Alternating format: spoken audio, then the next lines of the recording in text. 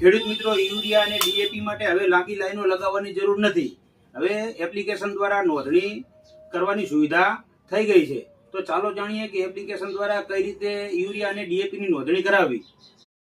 સૌ પ્રથમ આપણે અહીંયા પ્લે સ્ટોરમાં જવાનું છે. પ્લે સ્ટોરમાં જઈને ફ્રેમવર્ક ફોર ફર્ટિલાઇઝર એવું નામ લખવાનું છે.